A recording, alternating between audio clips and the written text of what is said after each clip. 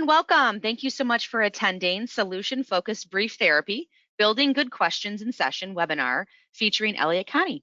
Elliot Connie is a psychotherapist that practices in Keller, Texas. He has worked with thousands of individuals, couples, and families applying the solution-focused approach to help them move their lives from the current problems towards their desired futures.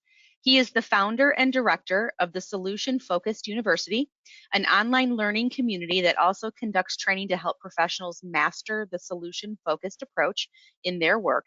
He is recognized around the world speaking at national and international conferences and events in such places throughout the United States, Australia, New Zealand, Germany, South Africa, Russia, Switzerland, England, Poland, Sweden, Denmark, Scotland, Holland, Canada, and Asia. My gosh, training practitioners to apply solution-focused questions and techniques in their work. He has authored or co-authored 4 books, including The Art of Solution-Focused Therapy, Solution Building in Couples Therapy, The Solution-Focused Marriage, and Solution-Focused Brief Therapy with Clients Managing Trauma. I'm your host, Andrea Camp, Sales Manager with Therapy Sites, and we specialize in building websites and online marketing solutions for mental health professionals. I'd like to personally welcome each and every one of you to this free educational event. During today's session, Elliot is going to ask some questions to you, and we'd love for you to participate. So if you take a look at the webinar, the GoToWebinar control panel, on there you'll see a questions tab. Feel free to use this tab to answer any questions, ask any of your own questions, and make any comments that you may have. After the webinar has been conducted, we do have a quick survey. We'd love to hear your feedback. Now that we've taken care of all of that, let's meet our presenter, Elliot. Take it away, Elliot. Thank you, Andrea. And you're welcome. And thank you for Therapy Sites for hosting this event. Like, I'm super excited to be here, and I'm so glad that there are so many people here ready to learn about the solution-focused approach. As Andrea said, please, I want you to participate in the chat. So even right now, if you could just say hi in the chat, I want to see if I have it set up so I can like see people. So if you could say hello in the chat, that would allow me to know that you're out there and that the chat feature function or chat feature is working, and that there are people out there listening. Andrew, can you see them chatting?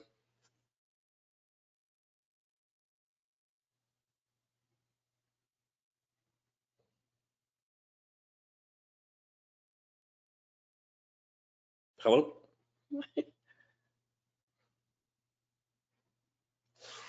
Hello? Is everybody there? Andrea? Okay, maybe she's gone. I don't know.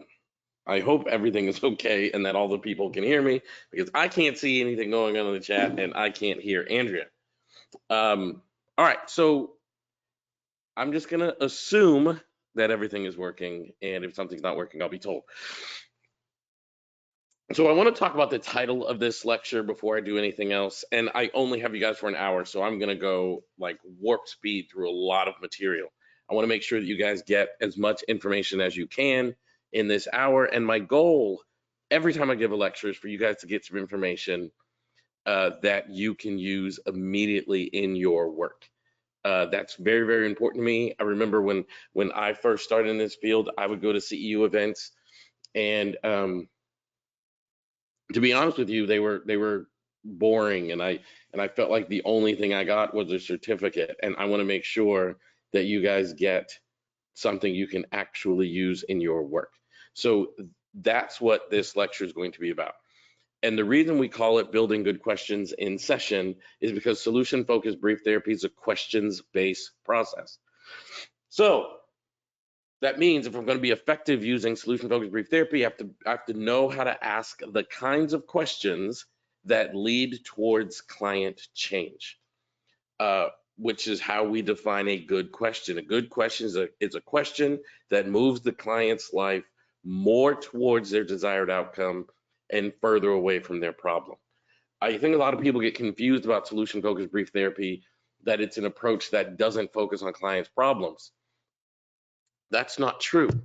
We don't center on client problems because we center our conversation on what the client most desires. As the client achieves that, then they inherently have less of the problem. And that is the way solution focused brief therapy solves the problem. Okay, does that make sense? Andrea, are you back? Are you there? I'm here. Can you hear me? Yes, I was talking to you earlier. Can you see people in the chat? I could hear you. Yes, there was a ton of respondents that were saying happy to Okay. be here. Hello. They were excited about your presentation. All right. Good. I can't see the chat, so I'm going to need you to be my eyes and ears. Okay. Totally, absolutely not a problem. Excellent. Okay, so let's dive in. Before I say anything else, I want to say thank you guys so much for being here. You know, before COVID, as Andrea kind of listed off, I've been to a lot of countries, given lots of lectures, and if I'm being very honest, I kind of took it for granted. I just never thought about everything going away. And COVID happened, and everything went away. And I realized the greatest gift anyone can give you is their time and their attention. Because, excuse me, that's the one thing that once people spend their time or spend their attention, they cannot get it back. I can get more money, I can get more stuff, I can get more things. I can't get more time and I can't get more attention.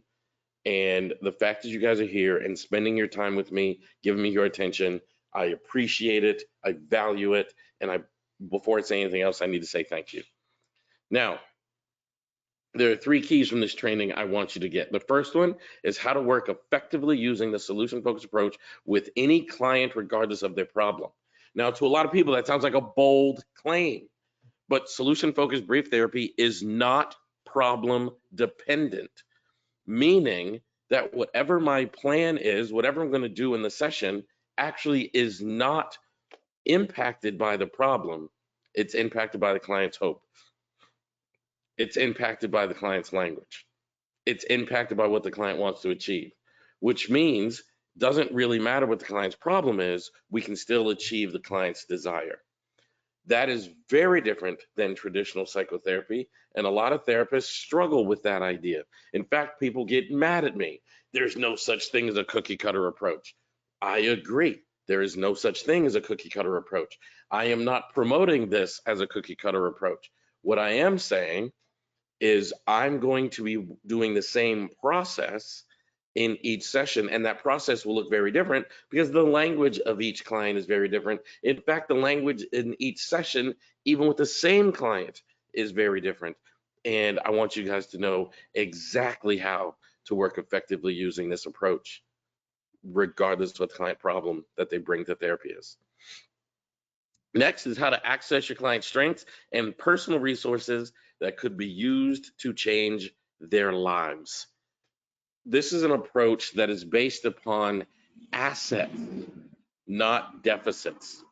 This is an approach that it's based upon what the client has that they could use to build their lives towards where they want them to be, not so much about the client's flaws and faults.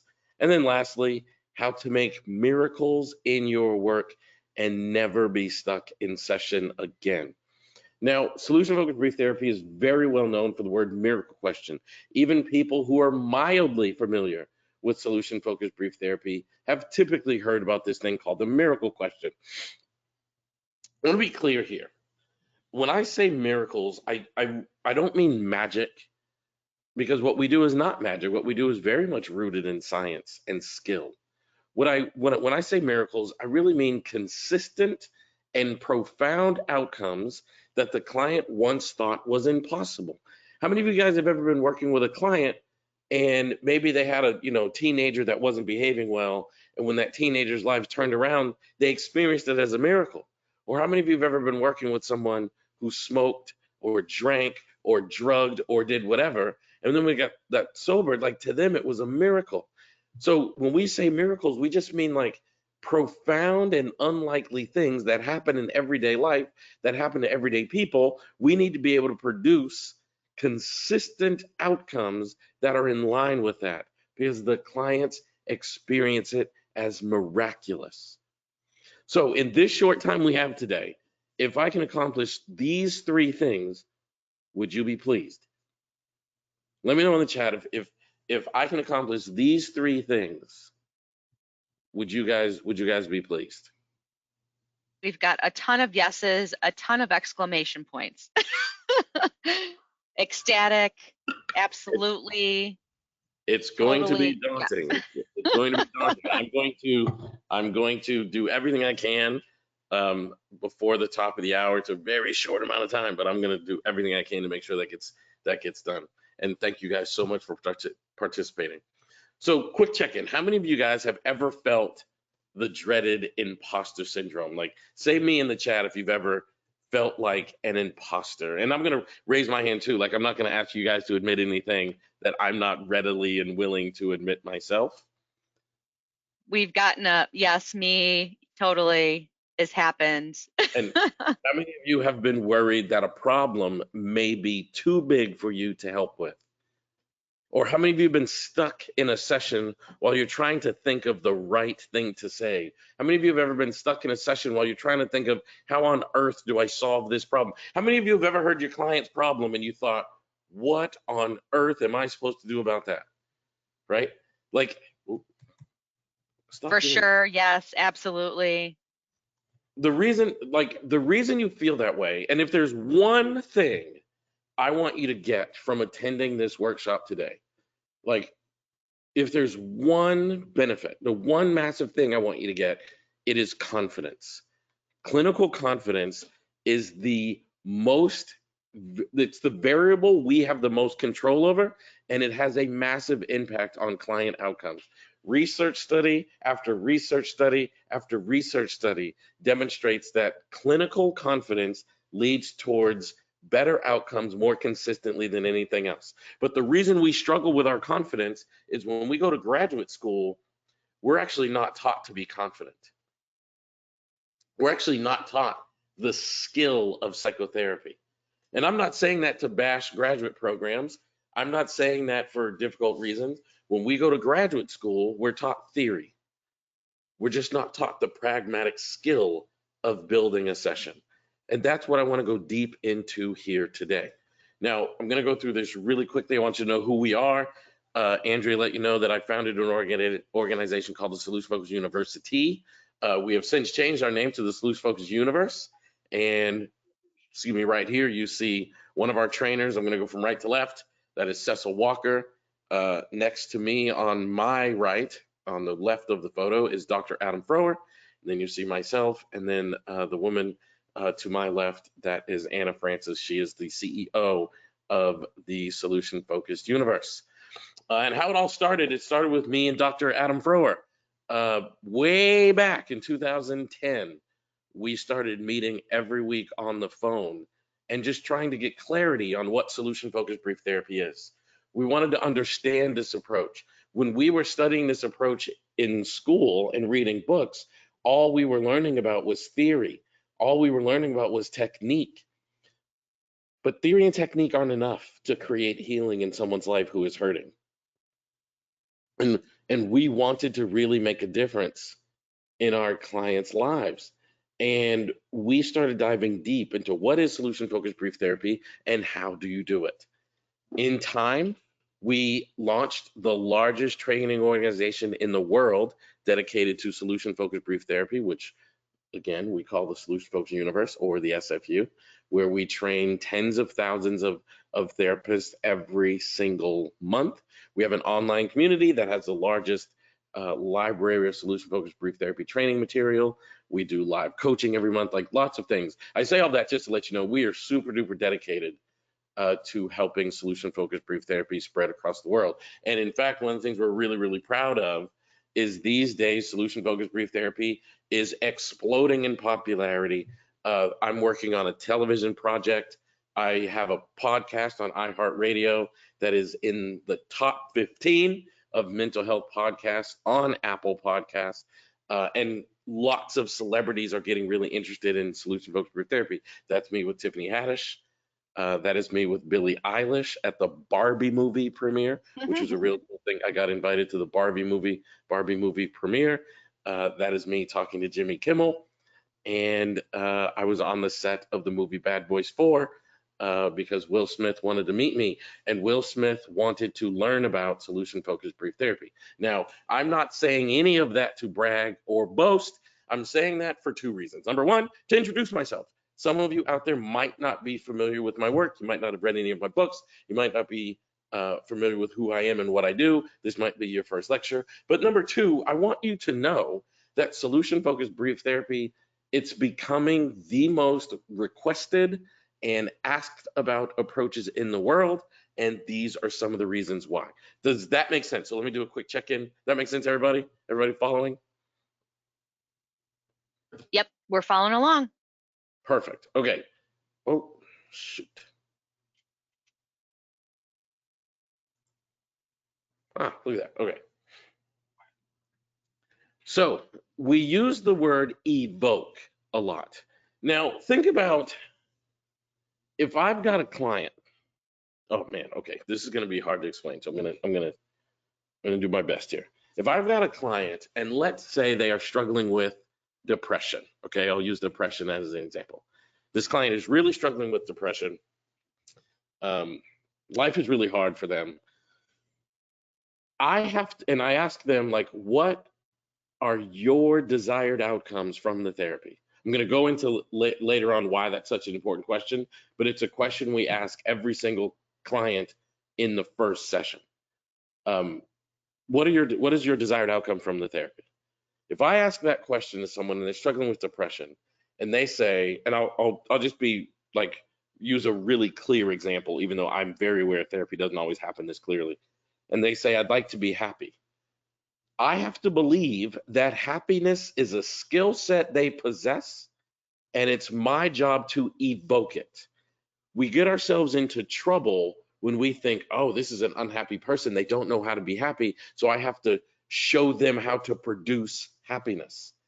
That is the longest and most difficult way to an outcome possible. What we do is what we call evocation, where I have to ask the kind of questions that evoke the client's desired outcome. Now, there are some keys to asking questions that evoke. The first one is each and every question has to be about the presence of the desired outcome. Solution-focused brief therapy is driven by desired outcome. You've probably already heard me say that word 30 times. It's incredibly important to our work. But think about this, right? It's about the presence of a desired outcome as opposed to the absence of a problem. So if a client tells me, I just don't want to be depressed anymore, that's not a desired outcome because that's the removal of a problem. And the reason that's so important, and I'm going to give you guys a silly example. If you got into a taxi cab and the cab driver turned to you and said, where would you like to go? And you said, anywhere but here. Are you giving that cab driver any indication where you want to go? You guys see that? So if the cab driver turns to me and says, where would you like to go? And I say, just not here, the cab driver is not in any way more informed on where you want to be taken. Does that make sense? So we treat therapy the same way. If the client comes to therapy and they tell me they're super duper depressed, and I say, so what are your best hope outcomes for this therapy? And they say, I just don't want to be sad anymore. That's just as not helpful as the cab customer saying, not here. I have to ask a really important question. You guys ready? Maybe the single most important question in all of solution-focused brief therapy, because most clients use symptom removal language, and we have to have outcome presenting language. So the simple, most important question is, how would you like to feel instead? So when the client says, I just don't want to feel like this anymore, I'm going to say, how would you like to feel instead? And usually clients struggle. They're going to say, oh, I don't know.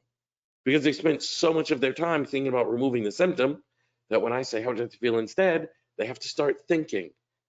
And that thinking is actually how change happens in solution-focused brief therapy, because that thinking leads to new synaptic connections in their brain. There's a funny thing about human beings. How many of you guys have ever heard the phrase, whatever you focus on grows?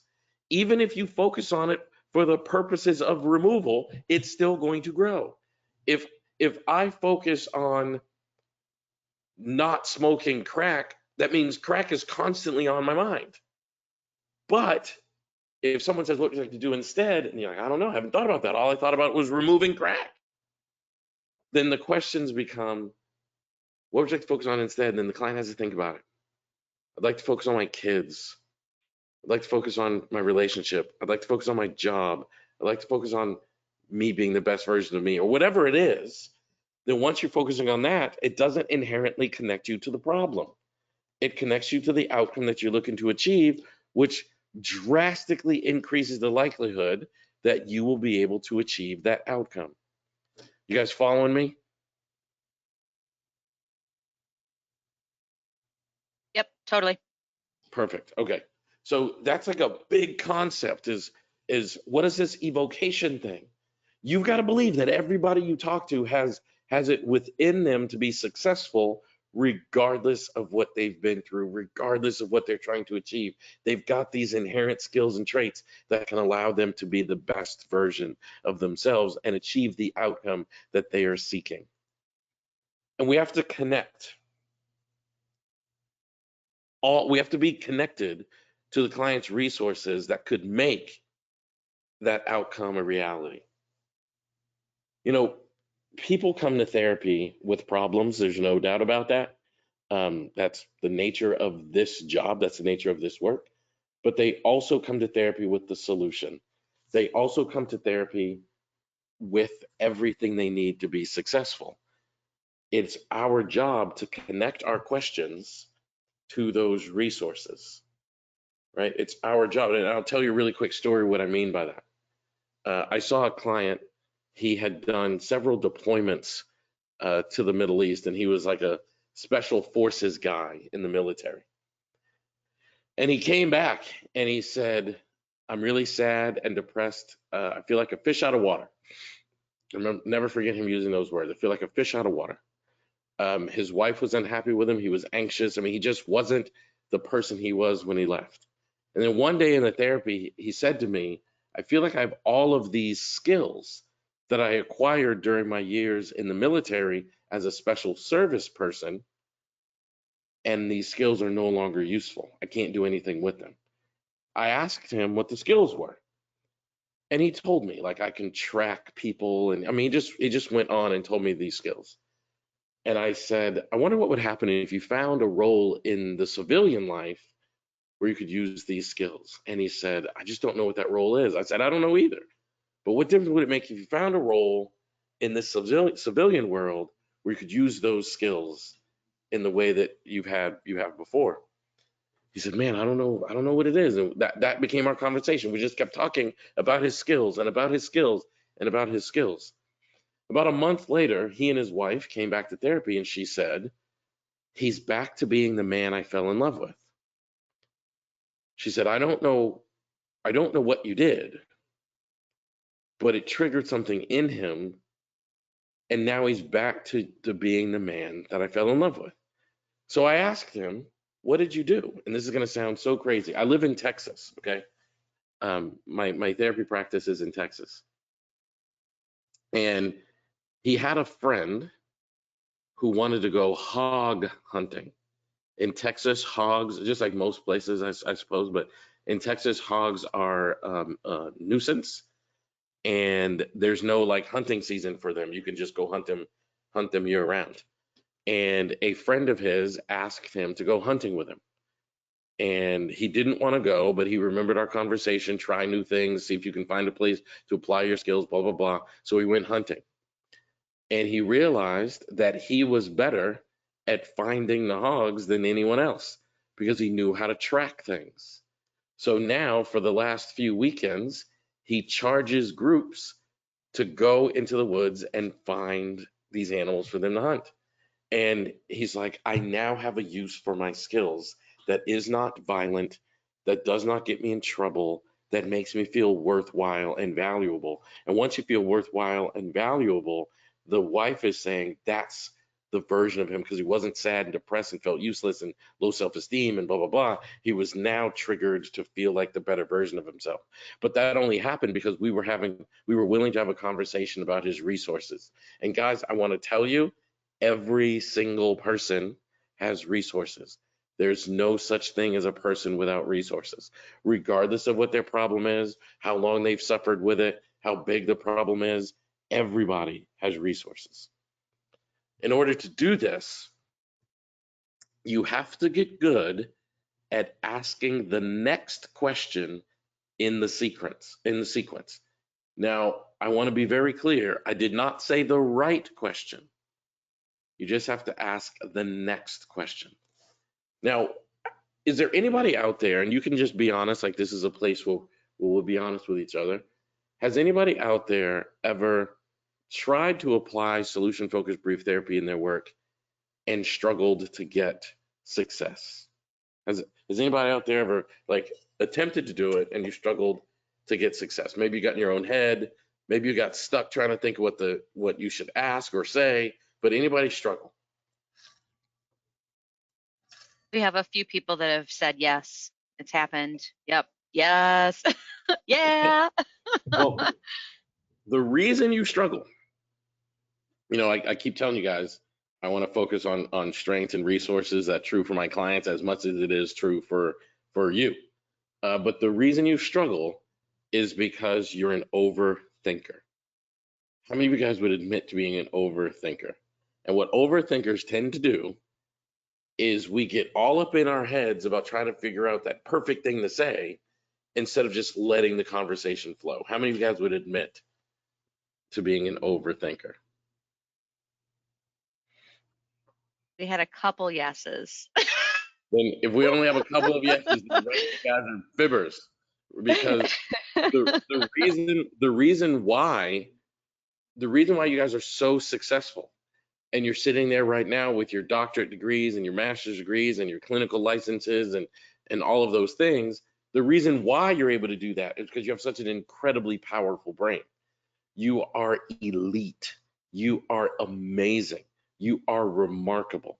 And that same remarkability, that same brain that you have is actually something that gets in the way because you get so wrapped up in trying to solve the problem that you're not really allowing the conversation to flow. It's the consequence of having that super brain that you have.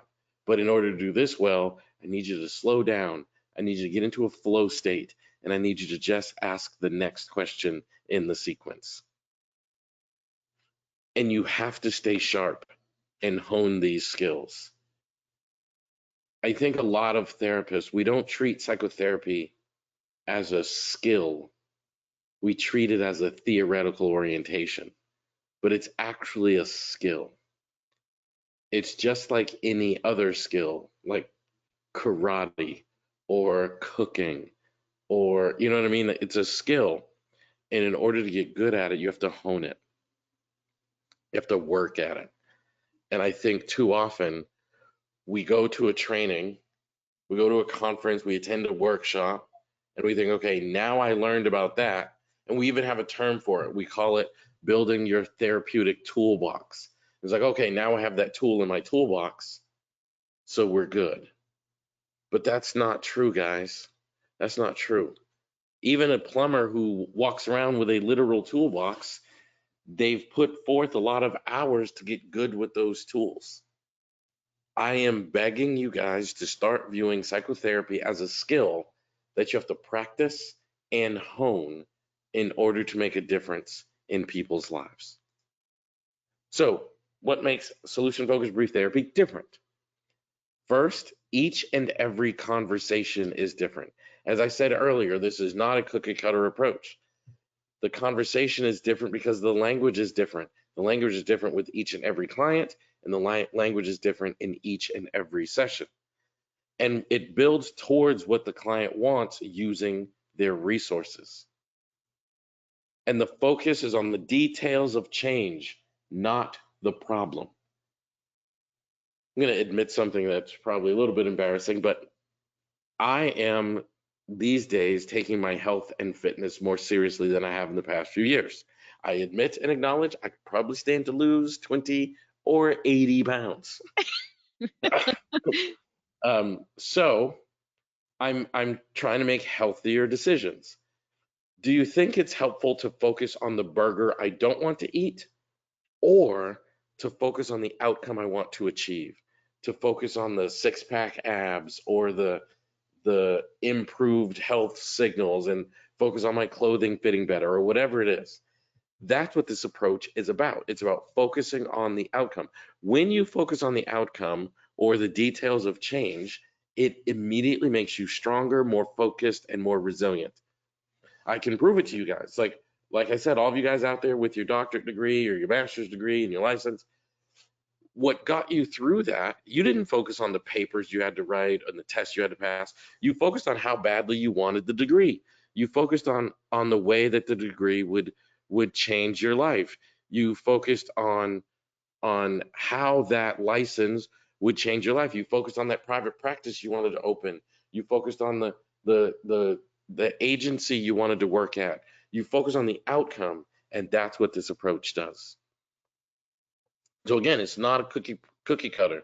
Instead, I want you to view this as tailored to the language of each and every client in each and every session.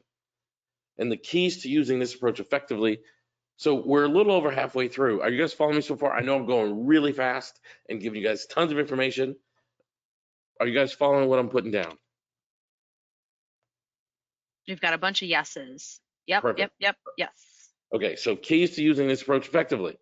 You must be able to focus on what the client's heart desires. You've got to be able to focus the conversation on what is deeply wanted. It's not about the problem, but don't ignore it. Okay.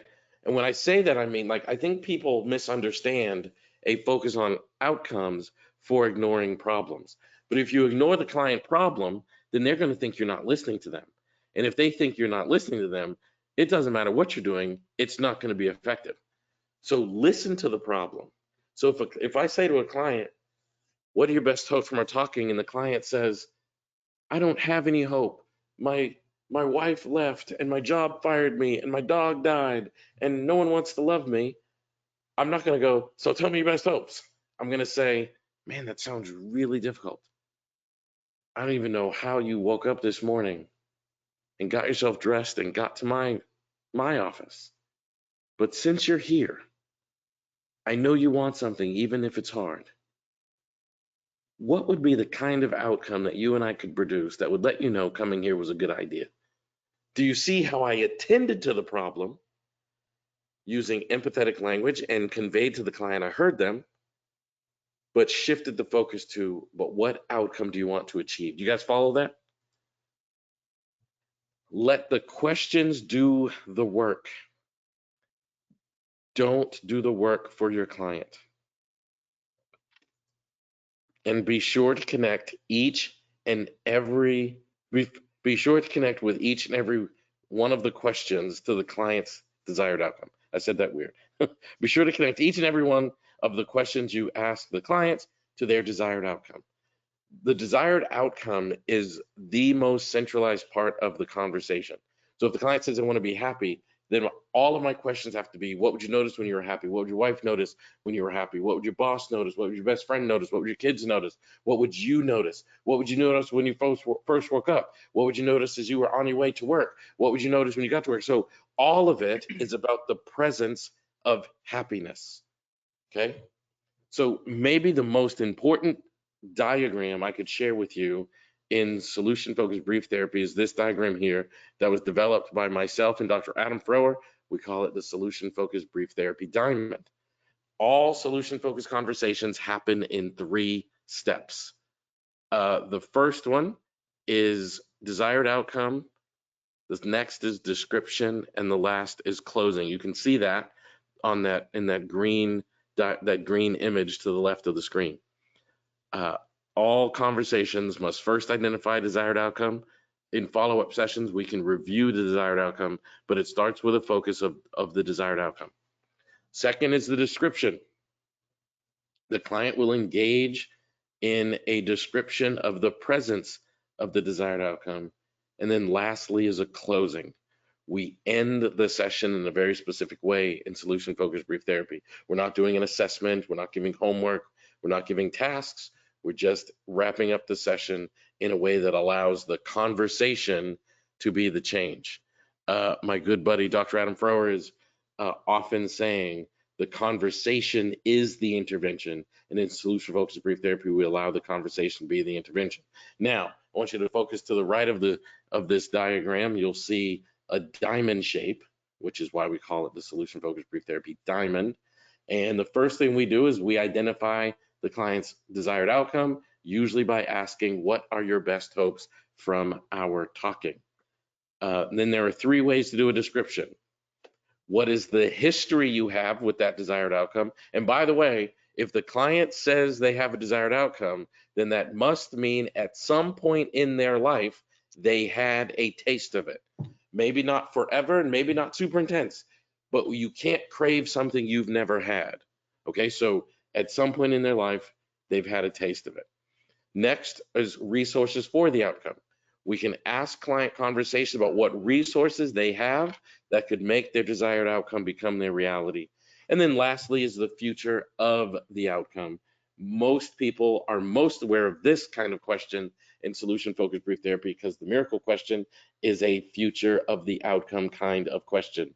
And then lastly, a closing. The way that we end a session in solution focused brief therapy is simply by saying, thank you so much for being here and answering all of the questions we asked. Would you mind noticing evidence of change as a result of us talking? Right, so that's how we go through solution focused conversations. Now, this diagram is really important. I want everybody to have it. So you guys want my PowerPoint slides to make sure you get this slide? If so, I can send them to Andrea, and then Andrea can send that out when she sends out the replay link. And actually, Andrea, I don't remember if it's me who sends out the replay link or you, but either way, we can get them to you. Yes, you can send it over to me and I can make sure Okay. that we get it to whomever needs it. Okay, perfect. So do they want my PowerPoint slides? There was a whole ton of yes, please, please, please. Thank you, thank you, thank you. Okay. All right. So we will make sure to get those to you. So the key points I want you guys to get, and then here in a minute, I'm going to ask you to ask me questions. We're going to spend the rest of the time with me going through Q&A. But the key points that you've got to have in your mind when you're doing solution focused work is you've got to know that anyone can change. Like change is a constant and anyone can do it. Therapists get themselves in trouble when we start thinking, oh, this client can't change, this client won't change, this client. That's not true. Anyone can change. If they came to your office, they are motivated. Guys, treat every single client as if they are motivated because they are. They might not sound like it, they might not talk like it, but if they followed through and showed up to therapy, they're motivated to have something different in their lives. Your job is to highlight and manifest that difference. And you have to master the skill of asking questions that produce meaningful responses. That is 100% my responsibility as a clinician. I have to master the art of using questions to produce change. That is my job. That is always my job. That is never not my job. That is constantly my job. So is this making sense? How we do so far? Jump in the chat. You guys making sense? Is this sinking in? Is this hitting home? You guys with me? A whole bunch of yes, yes, yeses, yeses, yeses. This is great. Awesome. Oh my God, I literally just like fire hosed information. And how many of you guys out there would like to make a bigger difference in your work and think you can use solution focused brief therapy to do just that? Because if you do, I want to share something with you. Oh, because if you do, I want to share something with you. Every time I do a webinar, whether it's for therapy sites or anyone else, I get inundated with questions saying, where can I get more training to do this? No matter how hard I work, this is just an hour. So I wanted to share something with you guys that's just for the therapy sites audience. I'm about to like offer you guys something. You don't have to take it, but just because I get inundated with requests every time I do something like this, I have a certification program that I want to give you guys an opportunity to get, and I'm going to give you a massive discount to get it. And it comes with a roadmap on how to conduct an SFBT session, multiple modules about solution-focused brief therapy that breaks the approach down via the diamond diagram that you saw before. So it's an introductory module, how to establish a desired outcome. Each one of these modules is about an hour long, by the way. How to review clients' past history and successes for their accomplishments, how to do a description about the client resources, how to do a description with a preferred future, and how to wrap up a session effectively. Again, each one of those is about an hour. And then we have a bonus. We have the current certification program is like 2.0, but we give everybody the 1.0 course. So it's really like getting two courses in one. 14 CEUs. I'll give you my book, The Art of Solution Focused Brief Therapy, digital copy. You can download and read it. A 3-hour lecture with Dr. Adam Frower to take care of your ethics CEUs. That's 17 CEUs. And then you'll get 4 videos of me working with actual clients that are recent, by the way. I never really liked it when people would use videos from like the 1930s to show me how therapy works. So these are 4 recent videos of me working with clients, so you can see how this actual approach works. And then my organization, the SFU, recently published a treatment manual, and I'm going to give you that treatment manual as well. But I'm also going to give you some super crazy bonuses. You just have to sign up during this webinar, which has 17 minutes left. The first one is I made a case study, a video series of case studies, 10 scenarios when solution-focused brief therapy shouldn't have worked, but did. So I'll give you the video series with all 10 of those case studies.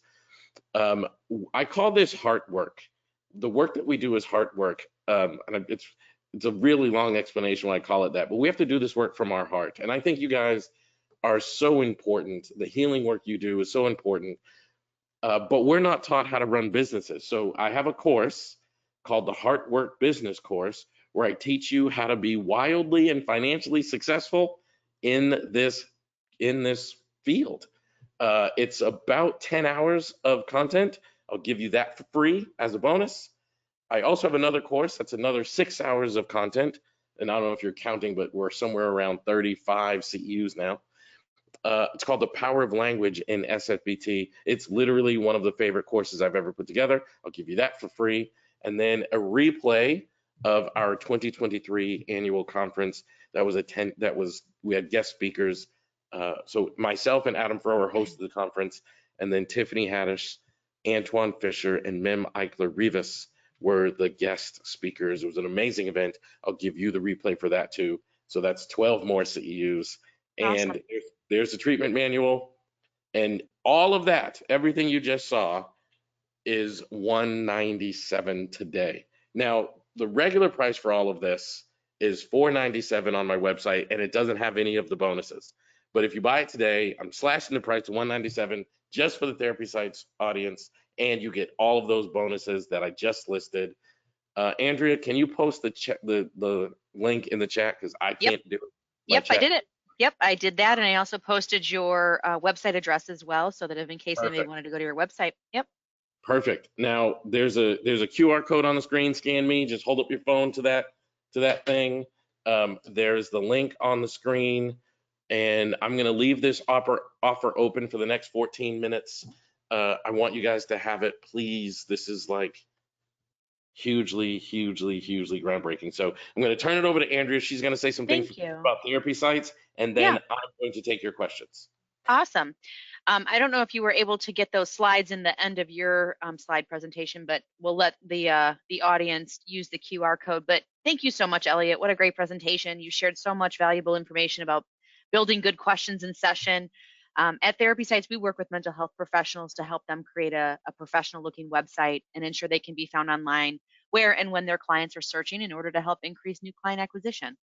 We encourage the practices we work with to build a website that's a reflection of themselves, but also to help them create a marketing strategy that allows them to achieve their goals.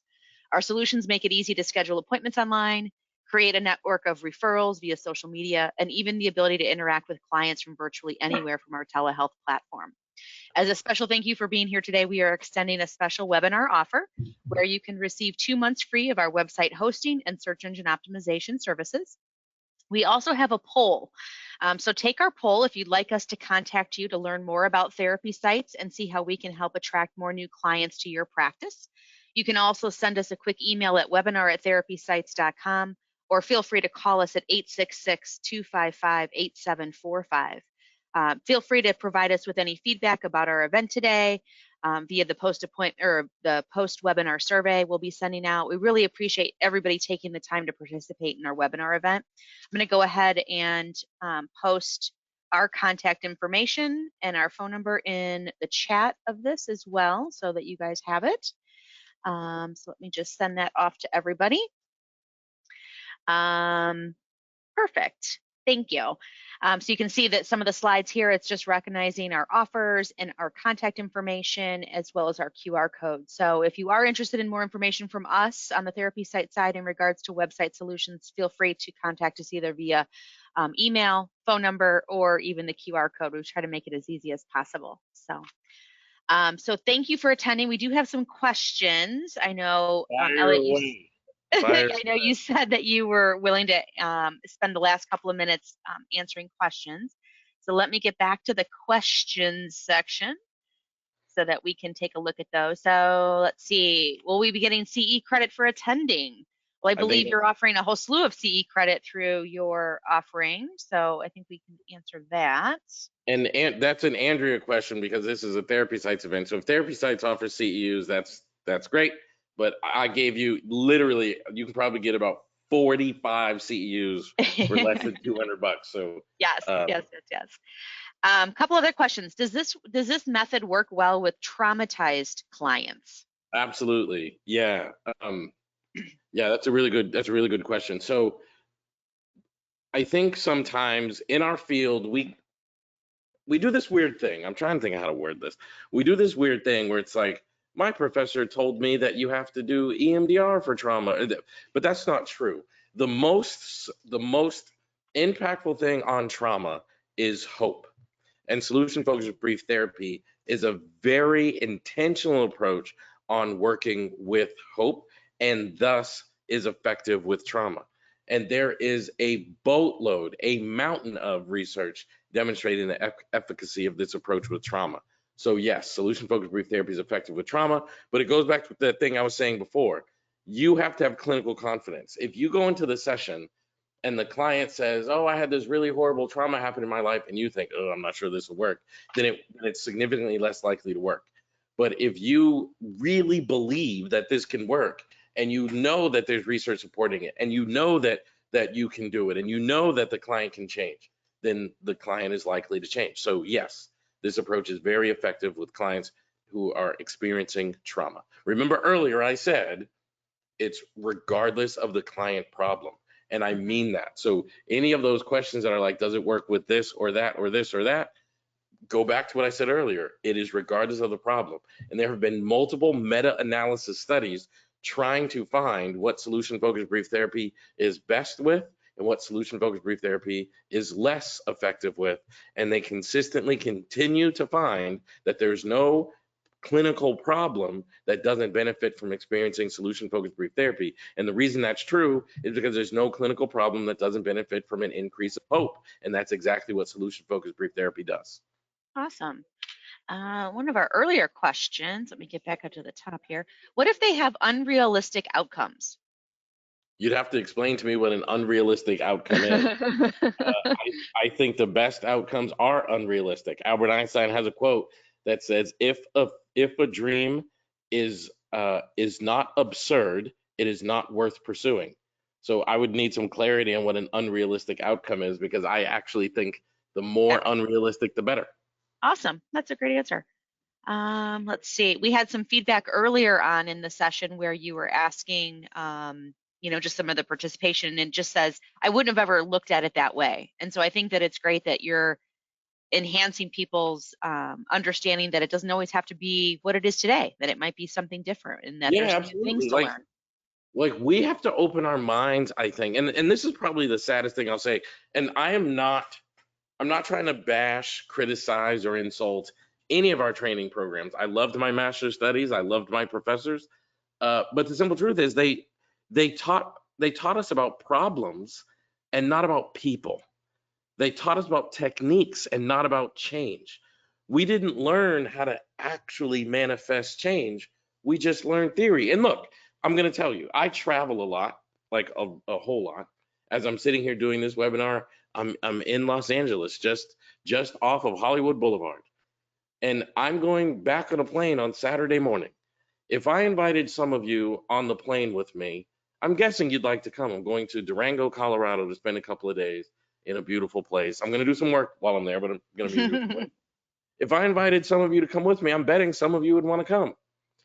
But if I told you the pilot of the plane studied being a pilot the same way you studied psychotherapy, I bet you your comfort would go down, which would mean the pilot studied the theory of flying, he studied the history of flying, he studied who invented flying, he studied what city flying was invented in, he studied techniques of flying, but you guys know that all of that is devoid of skill. And if I told you you could fly with a pilot who had all those things, or you could fly with a pilot who obsessed about the skills of flying, which one would you feel more comfortable sitting in the plane with? I'd rather be in the plane with the highly skilled pilot as opposed to Yeah, the highly knowledgeable yeah, pilot. And I think we have to just shift the way we think about this work. right. Next question, how do you manage your questioning if a client will continue to duck the question? And I ask then just, yeah, go ahead. I ask better questions. If the Okay. client is ducking my question, it means I'm not asking the kinds of questions they're desirable and desirous of answering. And it means I'm not connecting it to the outcome well enough. So if the client is ducking my questions, I'm gonna work really, really hard to make sure I connect those questions to things the client wants really, really badly. If the Hmm. client is doing that, it means I'm not doing a good job of making my questions um, desirable. Now, not desirable in that way. Like for example, at some point today, I'm going to go to the gym. I don't desire doing 100 sit-ups, which I'm going to try to do. I don't desire doing 30 minutes of cardio, which I'm going to try to do. But I do desire the outcome from it.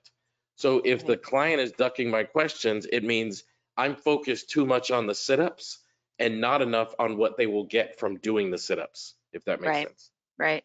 Do you still do traditional treatment plans with solution-focused brief therapy? No, no, no, no. Um, the, so funny thing is, like, I'm a research nerd. I have research. Dr. Adam Frower is on my staff, and he does research. We publish research as an organization. We publish more research than any other organization in our entire field.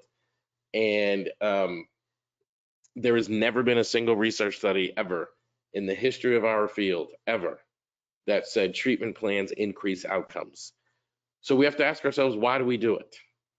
And the reason that we do treatment planning, is because third-party payers, like insurance companies, mandate it so that they can feel comfortable what they're paying for. But in my opinion, if it doesn't like produce better outcomes from the clients, we shouldn't be doing it. So no, treatment Okay. planning is not a part of what we do. Can you, Andrew? We just have like 5 more minutes. Can you post the link again? Yeah, of course. Next question, do you distinguish desired outcome for session versus desired outcome for therapy? Ooh, that is a great question. We distinguish desired outcome for session, and then when the client comes back to a second session, in solution focused brief therapy, there are only two kinds of sessions. There's a first session, and then all the rest of them, which we call follow-up sessions. So when the client comes back for a follow-up session, we'll typically ask, so what's been better, or what progress has been made towards the outcome we were discussing? Because we always start with an analysis of the desired outcome. Okay, cool. What if a client's desired outcome is something that they have been told they can't have, a relationship act that has ended, and the partner said they won't come back? So first of all, that happens often. That happens a lot. Um, I actually have a very, very famous client whose partner said, I'm not coming back. And this very, very famous client is having a hard time accepting that as reality. Like that Hmm. happens a lot. Yeah, So I'm going to ask questions like, remember, we're focused on outcomes. It's not necessarily like it doesn't matter whether the partner comes back or not. I'm going to ask questions like, if your partner came back, what difference would it make? Oh, I'd be happy, feel more secure, feel whole again, whatever they would say. And then I'm going to say something like, well, let's suppose you started feeling happy, whether or not your partner came back. How would you notice that the happiness you started feeling was no longer dependent upon who was in your life? You see what I did there? Hmm. I removed whether or not the client came back or not as a variable and just focused on the outcome itself. If Hmm. the client wants if the client wants the partner to come back, I have to be thinking to what end.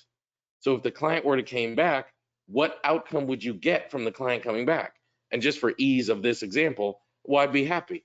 Well, I think it's a terrible thing to have happiness that it's only dependent upon the people that are around you. So I'm going to ask questions like, how would you know that you had the kind of happiness that was no longer dependent upon whether or not someone is in your life? It was the kind of happiness that you could hold inside of you.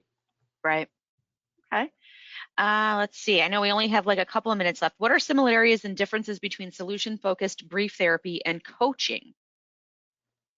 Well, I don't know how to answer that really because coaching is a field and solution Right. focused brief therapy is a way of doing this work. So that's like saying what are some similarities between like water and swimming? It's like swimming is the activity, water is the thing, right? Yeah. Solution focused brief therapy is a very specific way of going about creating change, and coaching is a field. You can use solution focused brief therapy as a Sure. modality of coaching, Sure. but that doesn't compare coaching to Right. solution focused brief therapy in the same way I can't compare swimming to water. Gotcha. One of our earlier questions, is this time limited? Are there specific number of sessions? So I think more so like the length of therapy sessions that potentially are part of this um, way of Right. thinking, way of running a therapy session. No, it's not time limited, actually.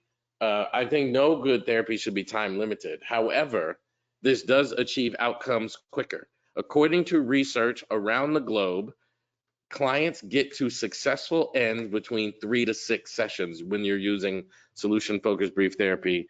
It is not dependent upon, it's not like the clients aren't told you only have this many sessions or there's a limit to how many times. It's just when you talk to people about outcomes, when you focus on outcomes, they tend to get to their goals being accomplished much quicker.